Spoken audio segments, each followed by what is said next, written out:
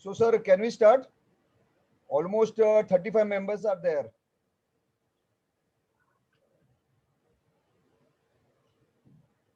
Vinayak, sir. Start करिए. Okay. Okay, we'll start now. Hello, friends. Joshi sir. Okay. Good evening, everyone. It is our great pleasure that I am Dr. Jignesh Vasan Chauhan and my colleagues Dr. Vinayak Desai, sir, who are the host of today's webinar and got this opportunity to welcome on the behalf of Daisar Medical Association. Here I am requesting to all the participants to mute their microphone and please don't use your screen sharing option between our live webinar session. Here I am requesting our host Dr. Vinayak Desai sir to proceed the further session. Dr. Vinayak Desai sir. Thank you, Dr. Jignesh. Good evening, respected doctors. With due permission from our today's speaker and moderator, we are starting our Daisar Medical Association's 22nd webinar. It is almost 4:47 and we are almost 35 delegates. Welcome you all. As we all know that 1st January is the International Thyroid Day and the awareness goes throughout the month. Daisar Medical Association is also celebrating this month along with GlaxoSmithKline. The and these products are Septum, CCM, and Eltroxin. To teach and enlighten us, there is no other person like our today's speaker and endocrinologist, Dr. Amey Joshi, sir. He will be speaking on hypothyroidism, eternal dilemma. Dr. Amey Joshi, sir, has already taken many lectures for this association, and he has always be with us throughout. To moderate the session, we are leading consultant, Dr. from Boreli, Dr. Akshay Nakrani, sir, who has his own setup at Asta Life Care Hospital. Welcome you, sir. Vote of thanks will be given by our association's senior and leading pathologist, Dr. Praveen Deshpande, sir, who is also the active member since years. To introduce our speaker, Dr. Amey Joshi, sir, I call upon a leading radiologist from Daisar, Dr. Pankaj Atkari, sir, who has his own setup at Apple Diagnostic Center, Daisar. Welcome, Dr. Atkari, sir, and over to you, sir. Thank you, Dr. Vinayak, sir. As such, Dr. Amey Doshi doesn't need any introduction. He is very famous and is also very friendly and known to everyone, and he has taken many lectures for us. Dr. Amey Doshi has done his MD Medicine and DM Endocrinology. He is a consultant endocrinologist at his own setup, Diabetes and Endocrine Clinics at Borivali West and Bhayandar East. He is also working as a consultant endocrinologist at Bhaktivedant Hospital, Mira Road, Corona Hospital, and Cardinal Gracious Hospital. He is a recipient of IDF Young Scholar Grant and awarded as Best Reviewer for Indian Journal of Endocrinology and Metabolism in 2016. He has more than 30 publications in international and national journals. He is an executive member of Indian Society of Bone Mineral and Research. Over to you, Dr. Amey, sir. Thank you, Dr. Atkari sir, for the kind words, and it's always good to see you as each and every person from the Dahisar Medical Association. I will all request any one person to please confirm whether I am audible properly and the slides are visible. Yes, sir, you're audible and slides are also visible, sir. Yeah, thank you. At the outset, I thank the Dahisar Medical Association for the wonderful work they have done in the pandemic on all fronts, and also our today's sponsor, Eltroxin. We all have been using this from day one of our practice, and it's a very, very common, I would say, a home name now. What we are going to discuss today is a very, very common story that we see. And the story starts of three similar cases who have a same report but a different presentation. And we need to know whether we should treat this report or not treat this report. Just before the talk, I was discussing amongst all the dignitaries and they were also asking that, okay, what to do if your T3, T4 is normal and the TSH is high. And this is called a subclinical hypothyroidism. Our first case for today is an 80-year-old lady, quite frail, tired, fatigued, sleepy, and overweight. She does not have a goiter. There is a bit of osteopenia, lipidemia. So really nothing serious as a problem, except for that she's quite tired. The second lady has the same BMI but is young 30-year-old girl who is now pregnant and does not have a goiter. The third case is again a 30-year-old girl. Her main complaint is feeling of tiredness, but not pregnant. So we have three patients. Two of them are young. One of them is pregnant. All are overweight and have minor symptoms like weakness, fatigue, and lethargy. They got their thyroid tests done because of the concerns, and we get a typical report. We see that the T3 is normal, T4 is normal, and the TSH is slightly high. The normal range of TSH is between 0.3, 0.4 on the lower side to 5 to 6 on the higher side, and we can clearly see that the TSH is high. And this is called as subclinical hypothyroidism. We all are doing this test regularly, a thyroid antibody, and the thyroid antibody of all three of them turned out to be negative. We are faced with a unique question. Should I be treating this woman or should I leave them like that? So this is today's topic, subclinical hypothyroidism, which means you get an elevated TSH, but a normal T4 or maybe a normal free T3 and free T4. What should be the first thing that you should do when you get a report with a normal FT3, FT4 and a slightly high TSH? You must realize that like every hormone, TSH also fluctuates across the day. Slightly lower level between 9 to 12 in the morning and slightly higher levels in the evening. But you do a test and do it from a good laboratory, because measurement errors in TSH are also not uncommon. So the first thing you should do is repeat a TSH from a good laboratory. There could be minor sickness also, which can slightly reduce or increase the TSH at times. And so the best thing is, if you find a slightly high TSH, you tell them, okay, you do it from a good lab. And I must tell you that there are many big laboratories which are into mass screening for TSH who often give a slightly high TSH report. And we do it from one of the credible laboratories and we find that the report is normal. But when we confirm twice that the TSH is high, and then try to look at what to do next. But before that, let us see how common the problem is. So see, you are seeing 100 patients in a day, and I see a lot of consultants here who are seeing minimum 50 patients in a day at least. So how many of your 50 patients can have this kind of report? They don't have a thyroid problem as such. They are coming to you for many reasons, and you decide to do your thyroid report. You will find that in the city of Mumbai, the study comes from my own endocrinology Nair Hospital done by my seniors, which showed that 11% of Mumbai's population has subclinical hypothyroidism. The report may not be universal. Sometimes the TSH is slightly high, sometimes low, but you can roughly say that 1 in 10 of your patients who does not have symptoms will still get this report. The question is, are you going to treat all of them? And definitely, probably you are going to rationalize your choices and take a call.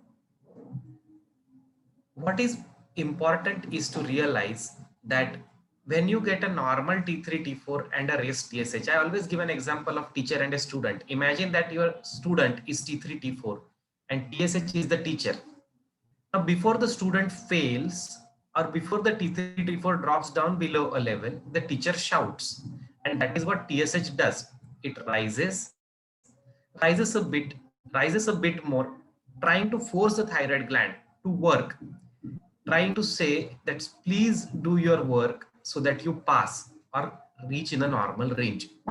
And finally, when the thyroid is destroyed to some extent, the T3, T4 falls. But before that, the TSH significantly rises. And so we need to identify that in which of the people this T3, T4 is likely to drop down and TSH likely to raise further, or in which of the people where we have got this abnormal report are likely to progress. And this is a key to identify in treatment of subclinical hypothyroidism. A good number of people actually progress to the tune of 30 to 50% as reported by various studies. So one of the most important treatment decision, okay, the person has came with a report of TSH of 6.8. You may tell the elderly lady that I'm not going to treat you. Your age is too much. The TSH is slightly high. I like to wait, watch and observe, but never tell her that you should not follow. You always tell her to follow up and remain in a follow-up, because a good number progress, almost 30 to 50% progress to overt hypothyroidism over a period of time. And one of the determining factors which tells whether the person is going to progress or not is the presence of TPO antibodies. We did the TPO antibody. We found that it is positive. And if it is positive, progression will happen. But if you find it is negative, the chances that progression will happen is less. But mind you, negative antibody does not assure that it will not progress. The person can still progress to hypothyroidism. And so we are faced with this dilemma of whether to treat or not to treat. Yeah. So let us try to understand few factors before you decide to treat. The most important is an assay, because there are many labs, as I told you, who do mass screening with maybe assays that are not that accurate. And we actually have very good labs in our vicinity, which may not be in all over India, but the analyzers that they are using, I don't know whether Dr. Ajay Shah sir or Dr. Jariwala is attending, but they are analyzers that they are using are very, very good quality analyzers. And I'm not promoting them by the way, but many labs, even Metropolis, NM Center, are using really good analyzers. So do it from one of the good labs and you will be surprised that a TSH which was 8 or 9 in a laboratory where you are not confident comes down to 2 or 3 in a laboratory where you are confident. Look at the race. The black races usually have a slightly lower TSH. And this was seen in this famous study called as ENHANCE study, which looked at 13,500 people, divided them into 3 races, because it was done in United States, as black, Mexican American and white.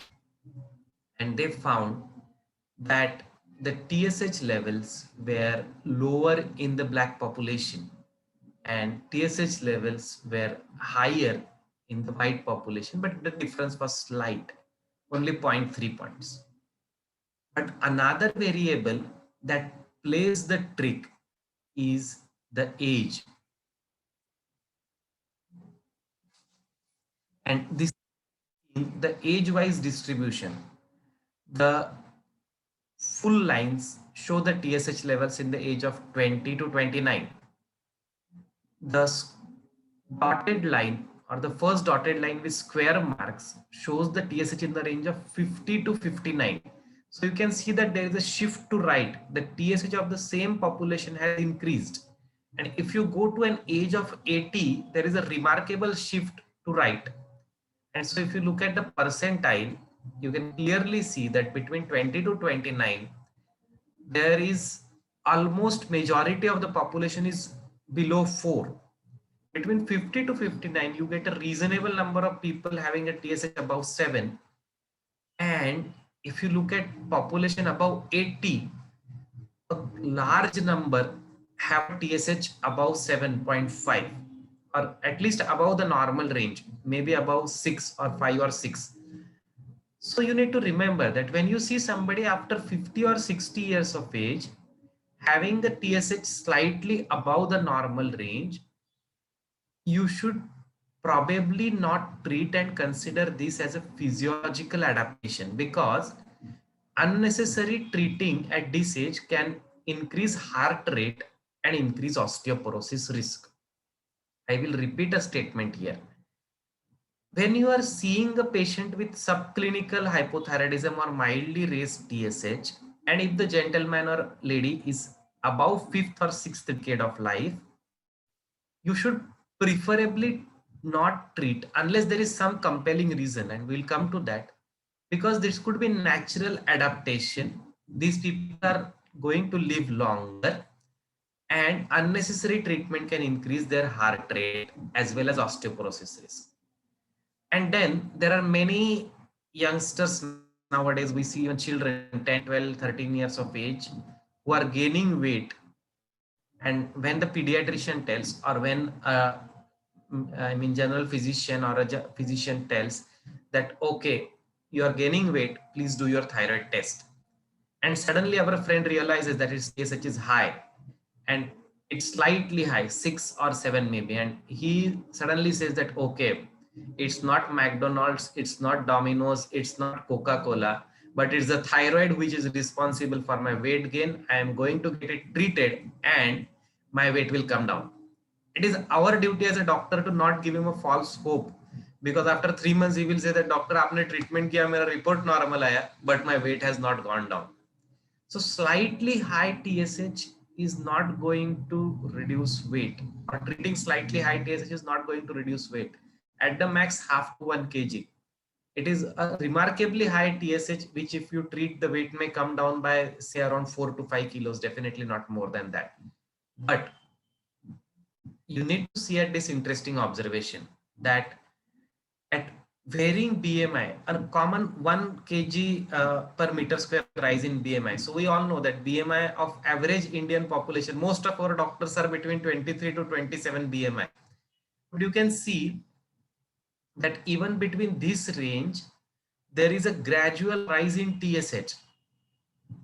So a TSH which is average 2.3 or 2.4 in a person with a 23 BMI can easily go up to 3.5 or 3.6 in a person with BMI of 27. So if somebody has a BMI above 30 and subclinical hypothyroidism, don't rush to treat, evaluate.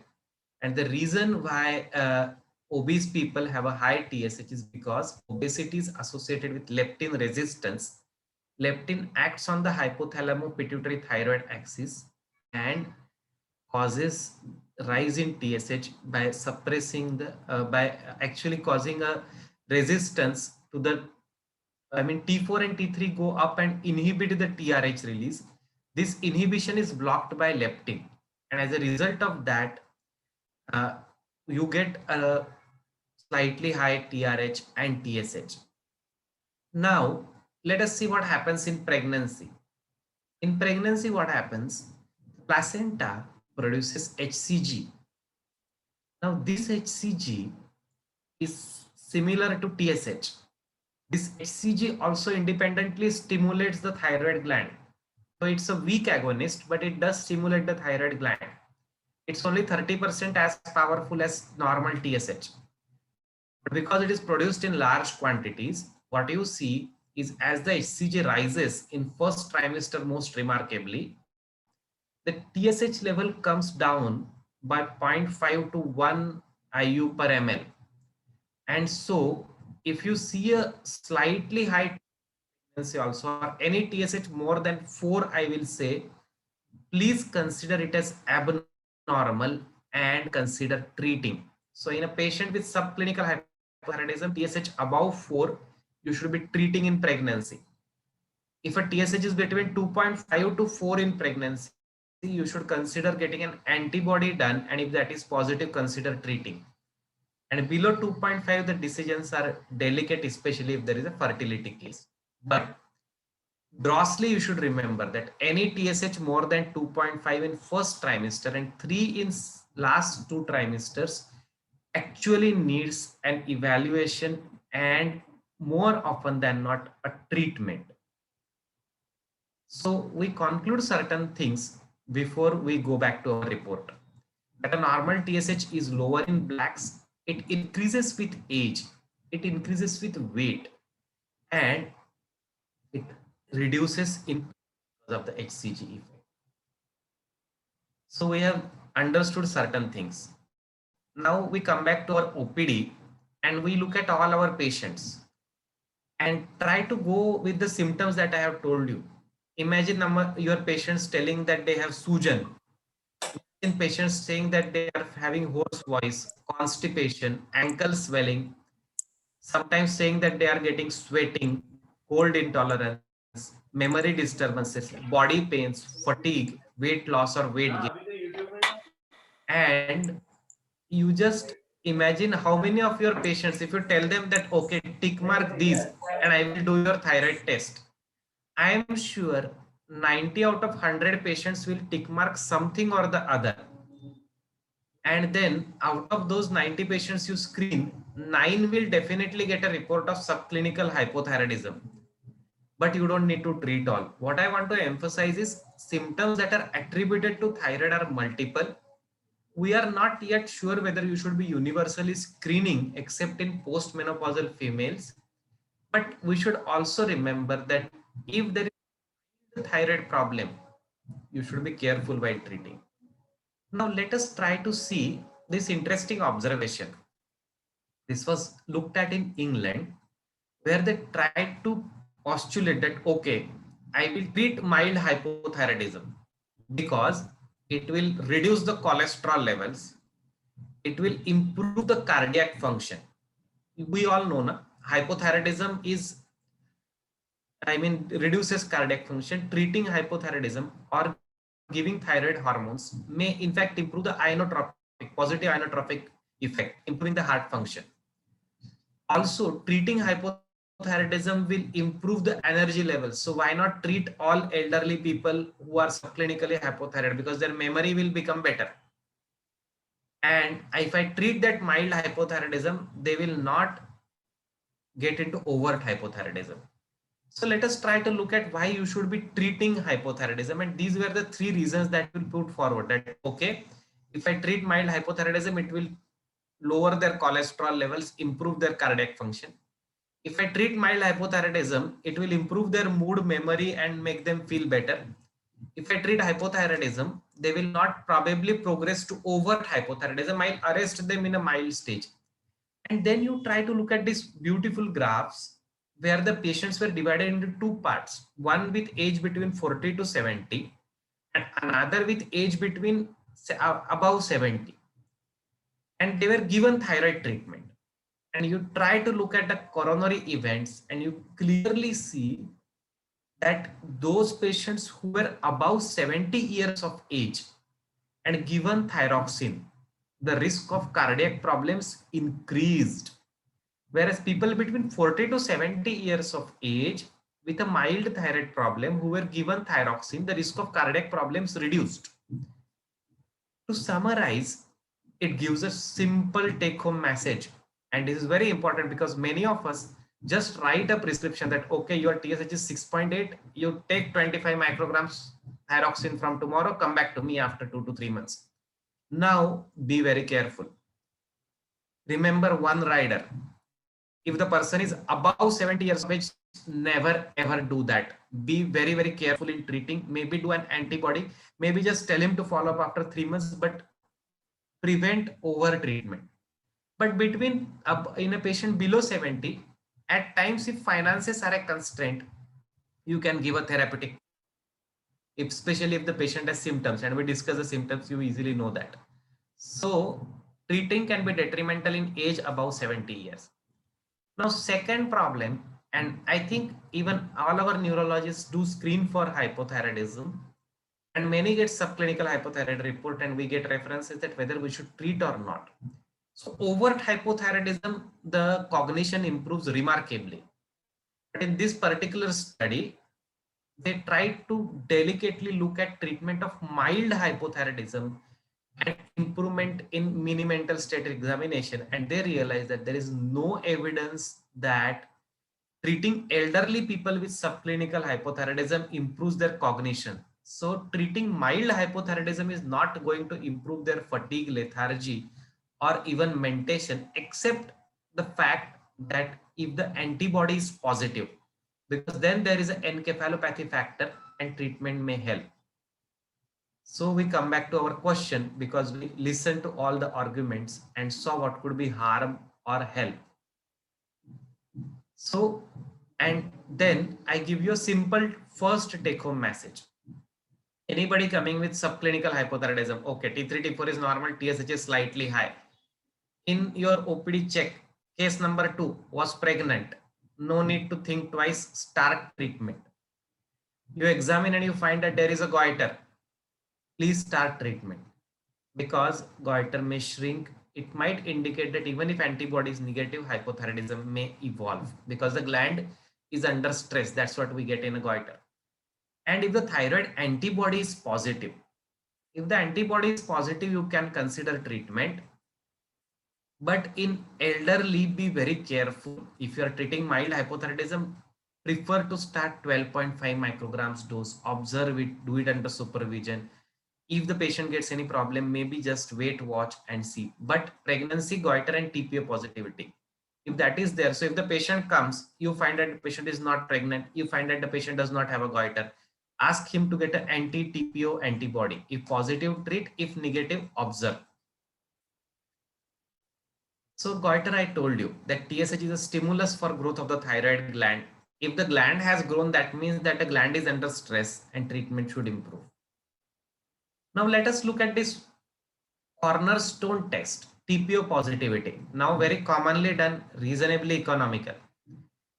In a patient who has got TPO positive, subclinical hypothyroidism reduces chances of pregnancy. It increases miscarriages. It destabilizes your immunity. So people with allergic disorders, people with arthritis, immune disorders will improve with treatment of even mild hypothyroidism. A TPO antibody means there is power in the body that is going to act against your thyroid, going to destroy your thyroid. So patient is more likely to become overt hypothyroid if you do not treat. And TPO antibody itself can cause certain problems, most notably encephalopathy.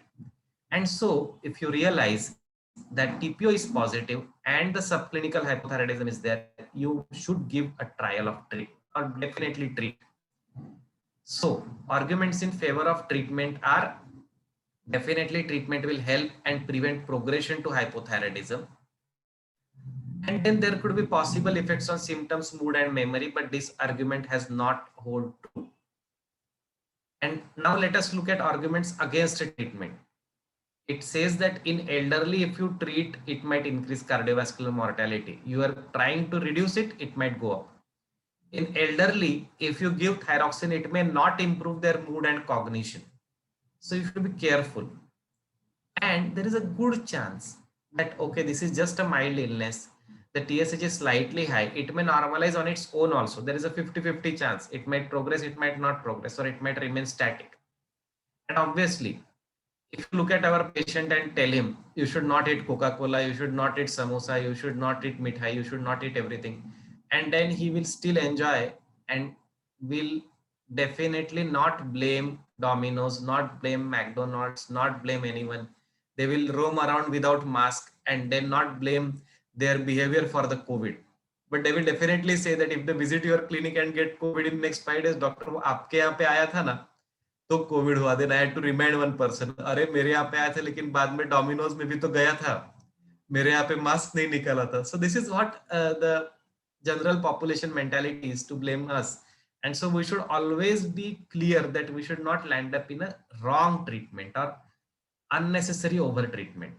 And obviously, two risks you should always remember, and risk of osteoporosis. So whenever you are treating elderly, be careful is a take-home message. Let us see what the guidelines say. And there are two guidelines, one from Europe and one from America, which are broadly accepted.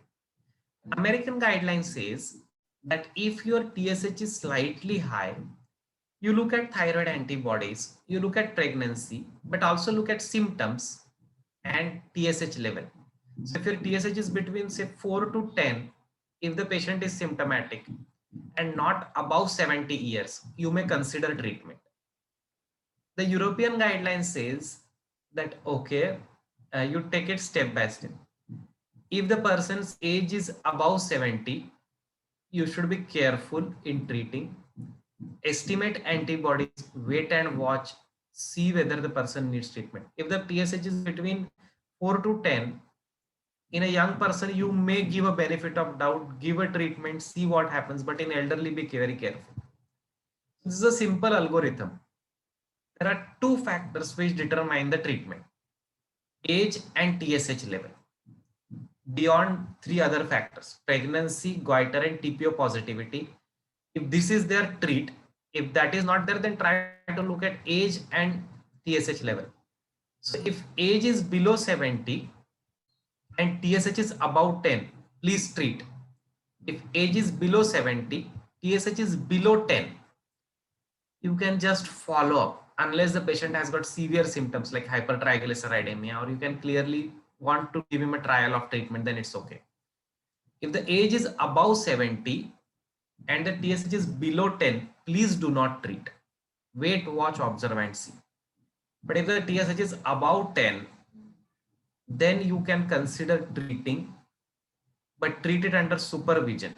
Obviously, if the TSH crosses 15 or is increasing, you should consider treatment. So the two most important determining factors beyond pregnancy, goiter, and TPO positivity are age, above 70 or below 70.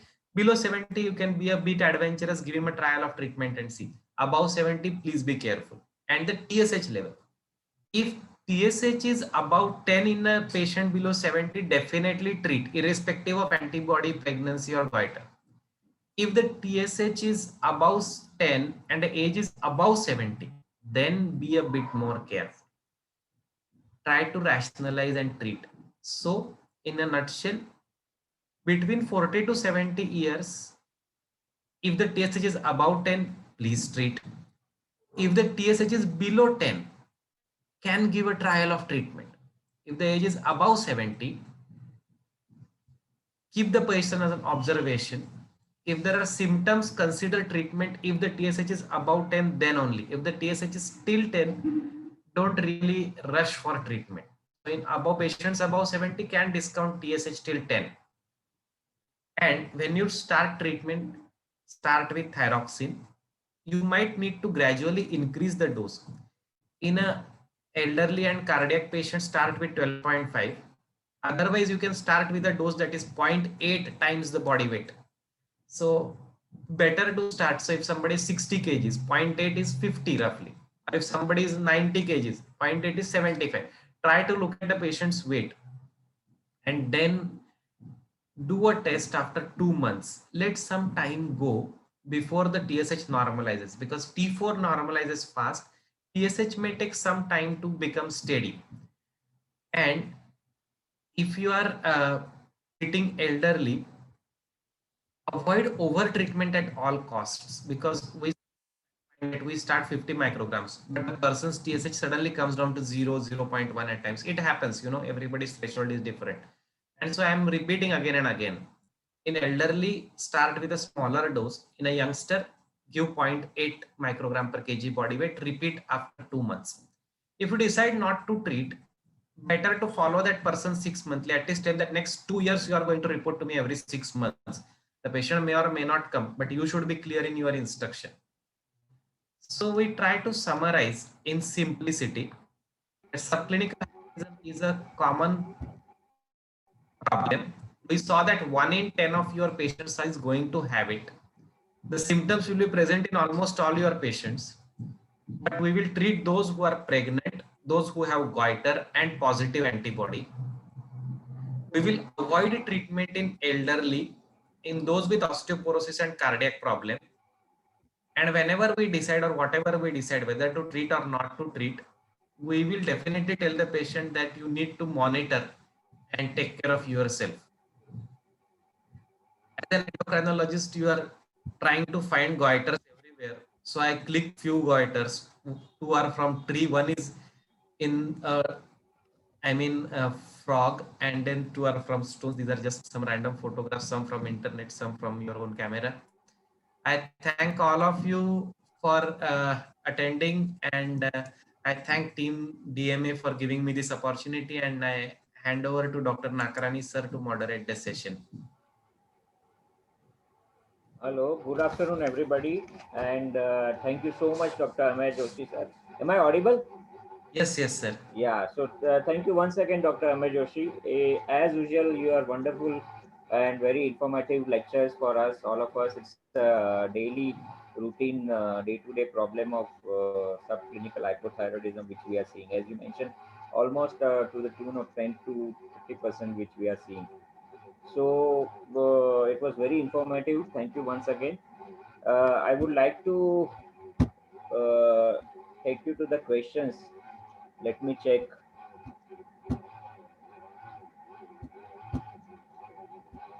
Uh, Chat box.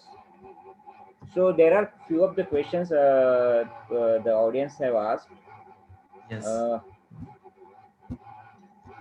yeah. So I could see only first question, that was, is it possible to have false positive anti-TPO? Yes, I think, yeah, it is not very common to get a false positive anti-TPO, but as we all know that autoimmune diseases are defined as documented ones. Like you can see ANA also, it becomes positive and then sometimes negative, but the patient is labeled SLE if lifetime once it is documented. Similarly, usually TPO antibody, if once is documented significantly high, you have to consider it may become negative over a period of time. And the reasons of becoming negative are there, that sometimes the thyroid gland undergoes atrophy. So because the gland is not there, the antibodies also reduce or become negative. Sometimes it also happens that because of thyroxine, the TPO, which is mild or borderline positive, may come down and become negative.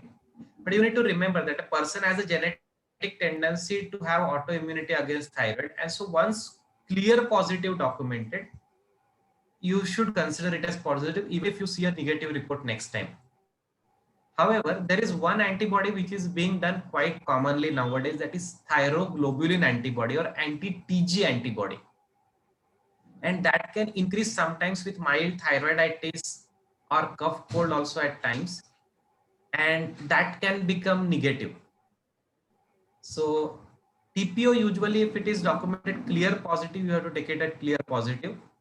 And usually even if it becomes negative, I told you the reasons, the gland may have become atrophied or thyroxine patient has taken, so the antibodies may fall. It happens in few. There are few more questions which I That can I'm not see. able to see. If Dr. Jignesh, Yes, yes. could No, you no, see I it? can see, sir. I will read them. So, Dr. Bhatt has asked that the patient with TSH 150 on thyroxine 150 micrograms and TPO positivity. So it's a very interesting question. That a patient has been prescribed 150 power thyroxine. He's taking it and TSH is above 150 and antibodies are positive. Let us try to check. So first and foremost is, you check whether the patient is taking the tablet properly. Check whether he's storing it properly, because many times they just open and keep it in the sun and all. If you find that the tablet color has changed, you conclude that the bottle is not good, or tell the patient you buy a new bottle and take it regularly. And ensure compliance, because these people may have psychiatric problems, so they are not taking the tablet. Second is rule out malabsorption. As a good clinical practice, screen for celiac disease and pernicious anemia and deworm the patient. And thirdly, the best thing is to tell the patient, you come in the morning as a first patient. I start my OPD in the morning because we do a lot of dynamic testing. So call the patient in the morning, do his free T4 level, give him 600 micrograms of thyroxine, and do a free T4 level again after 3 to 4 hours. If you find that a free T4 has increased by more than 0.3, the patient's absorption of the tablet is proper. That means that the patient is either not taking a good quality tablet, or the patient is cheating on you. And if the patient sees कि doctor ने पकड़ लिया, so then they follow your advice properly. So this is called as thyroxine absorption test. It can be easily done. Only important thing is make sure that the patient is in front of you, because once this has happened to me, that a patient को मैंने गोली दिया, and she was incidentally in one of our psychiatrist patients also, and she said, okay sir, मैं 3 घंटे बाद test करके आती हूँ. So she vomited, and the husband saw that she is vomiting the tablets. So she was trying to induce vomiting. So this is a fact, or maybe one thing. Then there is an interesting question: at which level of T3, T4, TSH one should consider this, that gestational hypothyroidism and dosage. So this I would clarify that there is nothing like gestational hypothyroidism. There is gestational toxicosis, because in pregnancy what happens, HCG rises and that reduces the TSH. So because of pregnancy, TSH will not rise. In fact, it falls. But if you find that TSH is slightly high in pregnancy, you treat and treat based on the patient's weight. If it is mildly high, start 0.8 to 1.2 times. If the TSH is very high, start almost 2 to 2.5 times the body weight dose. What are the chances that a newborn baby of these mothers have hypothyroidism, and when to suspect and diagnose? Very good question. If the mother is hypothyroid, the baby will not have congenital hypothyroidism. Remember, hypothyroidism in adult, autoimmune disease or surgical hypothyroidism. Hypothyroidism in child, congenital hypothyroidism, no connection. Having said that, congenital hypothyroidism has to be screened in all children, either on cord blood or day 4 of life. And if they have a high TSH, urgent referral and treatment needs to be initiated. So that's a different problem. Obviously, because the mother is hypothyroid, the child can become hypothyroid later on in life, but वो बाद में देखेंगे. Congenital hypothyroidism at birth is no connection with mother's hypothyroidism. Yeah. Okay, I one think more this. question. Yes. One Yeah. more question is there. How long it Ah. takes to lipid abnormality to normalize? Should we give statin or wait TSH to Yes, normalize? I think that's a very pertinent question. Let us try to analyze, because we have 2 minutes. If you find that the hypothyroidism is severe, it takes 7 days for free T4 to normalize and 4 to 6 weeks for the thyroid milieu to improve. So it is better to give 4 to 6 weeks time for even your lipids, uric acid to improve.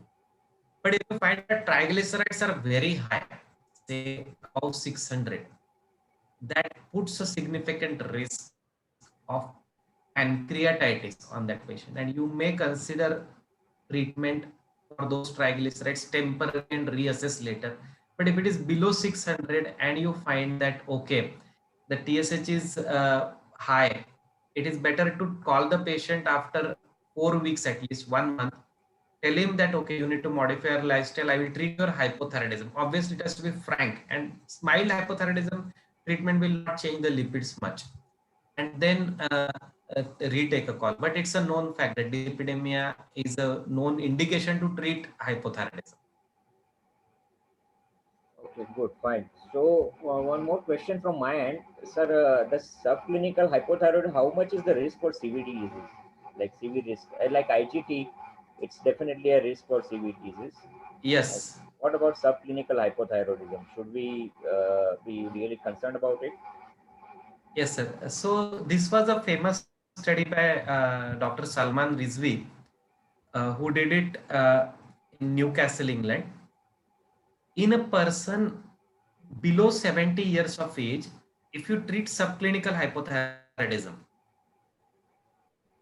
and start with small dose and gradually up titrate, usually the CV risk doesn't increase. On the contrary, there could be in the cardiac risk.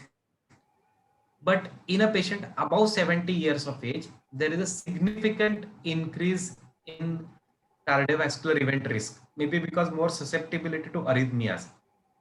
And so in that particular population, you should not treat subclinical hypothyroidism because of increased risk of heart problems. So age is another defining factor. I must tell you one interesting thing over here, that Caucasians are living quite long. We don't live that much.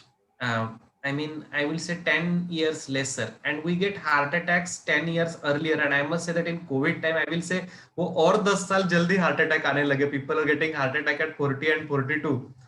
So we need to be taking it a bit with a pinch of salt and be careful above 60 years itself, because the incidence of heart disease is younger in Indian population. That's what I follow. Okay. Sir, one more. There is a method where we can. There is a study which shows that bedtime thyroxine administration also is a possible, and or do you recommend only break before breakfast means empty stomach, or what? What do you say on that? There is a interesting study about this, and there are two aspects which are studied since this point has came up. One is weekly thyroxine therapy, and another is bedtime. Bedtime thyroxine therapy, one isolated study documented a good result, but the caveat is that the patient should not be eating anything for 4 hours before he has thyroxine, at least 3 to 4 hours before. So that is quite difficult because in Western population, people have their night meal at 6 or 7 o'clock. They call it as a supper, and then they skip their bedtime snack. We have our evening snack at 6 o'clock. If you go and roam around our clinic once in a while, you will realize many of your patients eating all vada pav and all. And then they will go home at around 9:30, and then they will have their meal. So it doesn't seem to be a practical option in our population unless few Jain people actually have that good habit of having their meals before 7 o'clock. So those who are doing chovia, they can follow this regime actually if they find it comfortable. Are there any more questions left? Sir, one question, sir. One So second. the treatment should be according to the weight, 0.8 times the body weight, or the anti-TPO range and the TSH range. Yes, so anti-TPO does not determine your dose. The two factors that determine the dose is how high the TSH is and how much is the weight. Now, because our topic is subclinical hypothyroidism, I told you a lesser in dose, 0.8 microgram per kg. Obviously, if your TSH is above 30, you can start with full dose, that is 1.4 to 1.6 microgram per kg. So two factors determine how high is your TSH and how much is the weight. TPO antibody does not determine the dose. Okay, sir. Thank you, sir. Any Thank you, more everyone. questions? Any more questions from audience? So yeah, thank you so much. So to just summarize once again this session, what I understood from it was very informative, very practical lecture given by Amay Joshi sir. That first TSH high needs to be repeated and to confirm that it is a subclinical hypothermia, not a transient increase in TSH. Even I was under impression that mild increase in TSH may cause obesity, but it is the other way around. Obesity causes mild increase in TSH, not the other way. Age also increases the TSH. So mild increase in TSH with the age should be taken with very pinch of salt. The subclinical hypothyroidism definitely needs treatment if there is a pregnancy, goiter, or TPO positive. And elderly, while treating, we have to be very careful because it leads to cardiac arrhythmias and osteoporosis risk. So above 70 TSH high treatment needs to be very, very careful. We'll have to wait and risk and benefit picture. So thank you so much once again, Dr. Amay Joshi. And I would hand over the mic to Dr. Jignesh Chavan and Dr. Vinayak Desai. Thank you. Deshpande sir स्वतःला unmute करा sir. Thank you, sir. Deshpande sir. So no any more questions are remain. So it is a very interesting and informative questions answer session. So thank you, Dr. Amaya Joshi sir and Dr. Akshay Nakrani sir. Here I am requesting to ABM of GSK Pharma, Mrs. Pushpa Soni madam, to say few words. Thank you so much, sir. Thank you so much for giving us this opportunity, of being a part of the HISA Medical Association. And this is the second time we are able to participate in this. And really, we could see that, this association has a continuous medical education programs, and we have been participating in this. Truly a very well planned program. And it's always a privilege to hear Dr. Amaya Joshi. Sir, actually, it's very lively and very interesting way of, taking sessions. So we would always like to have, be a part of this sessions. So thank you so much. And as sir mentioned, Eltroxin, it's really a home medicine from years together. It's all because all the doctors have been supportive right from the day one, from the time Eltroxin has been launched. And throughout in our future also, we would request your support for this brand. Thank you so much, sir. We would like to participate in the future also for such programs. Thank you so much. Thank you, ma'am. Thank you, Mrs. Pushpa Soni madam, and thank you very much to GSK Pharma Now here I am requesting our chairperson, Dr. Praveen Deshpande sir, to give the vote of thanks. Praveen Deshpande sir. Hello. Thank you very much, Dr. Ramya Joshi, sir, for giving an excellent lecture and explaining the subject in a very simplified way. We are expecting the many more sessions from you, sir, in future. I thank introducer Dr. Pankaj Atkari, sir, moderator Dr. Akshay Nakrani, sir, and once again, I thank DMA for arranging this webinar. And special thanks to Dr. Vinayak Desai and Jignesh Chauhan. Thank you very much. Thank you, Yes, sir. Dr. Praveen Deshpande sir. Dear friends, today is the 22nd webinar of series, and Dr. Amaya Joshi sir is delivering excellent lecture to us and updating our knowledge about subclinical hypothyroidism, which is a really useful to in our general practice. So thank you, Dr. Amaya Joshi sir, Dr. Akshay Nakrani sir, Dr. Pankaj Atkari sir, Dr. Praveen Deshpande sir, Dr. Vinayak Desai sir, and the GSK Pharma. Behalf of Daisar Medical Association, here I am Dr. Jignesh Vasan Chauhan, announce the end of today's webinar session. Thank you, everyone. Thank you, sir. Thank you.